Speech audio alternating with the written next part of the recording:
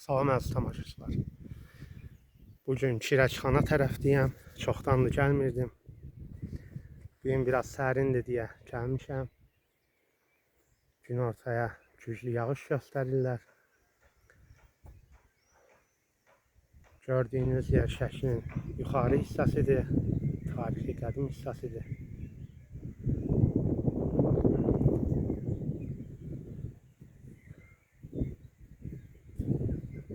Şəhərin mərkəzidir.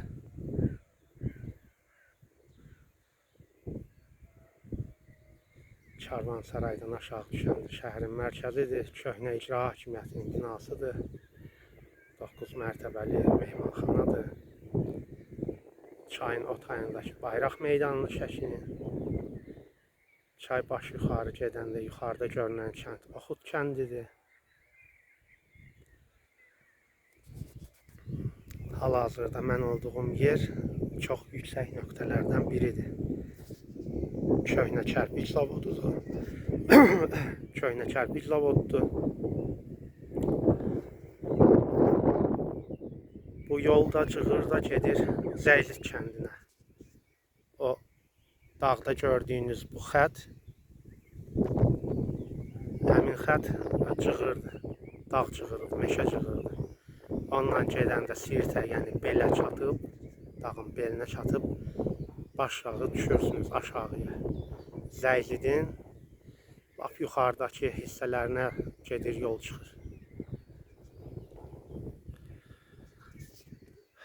Dedim, gəlin buraları həm özüm görüm, həm sizə də nümayiş etdirim. Yenə də bulaqdan gəlirəm, fırlana. Burada yaxşı dağ çiçəkləri var. Heyf ki, hansının nə üçün yaradığını, hansının nəyə, hansı xəstəliyə faydası olduğunu bilmirəm. Bir dənə boy mədərəni bilirəm. Şəklə o mədərən deyirlər. Qarın sancması, qarın ağrısına görə. Əslində, xalq təbabət kitablarını oxumaq olar. Hər bir çiçəyin, hər bir bitkinin şəkli, izahatı var. Buralarda dağın bu hissəsində çox olmamışam, bu tərəflərdə çox olmamışam. Əsasən o zonada olmuşam. Oralara da inşallah bir dəfə gedərəm yaxın vaxtlarda. Allah nəsib eləsə Güllütəpə tərəfə, bulaqlar tərəfə. Hal-hazırda bir dənə bulaq qalıb, sısqa su gəlir, zəif. Allah qorusun hamınızı belə yerlərə gəlib dincəlməyə hamınızı Allah nəsib eləsin. Bu qədər. Bir dənə də o yolu göstərim. O gördüyünüz yol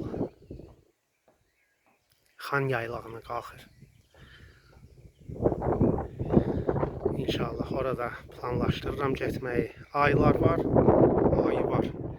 Amma o tərəflərdə yaşayan insanlardan biri, qoyun quzuya baxan, soruşanda ki, ağsaqqal, dağda ayı var, dedilər ki, ayı dağda olmağa var, amma indiyə qədər kimə dəyib ki, o tərəfdə heç kimə dəyməyib, düz deyil. Amma aşağı o Zəylik tərəfdə bir neçə il qabaq dikaroz, nədir? Gilə meyvə yığan bir qadına deyəsən hücum eləmişdi, bir dənə də kişi xeylağına.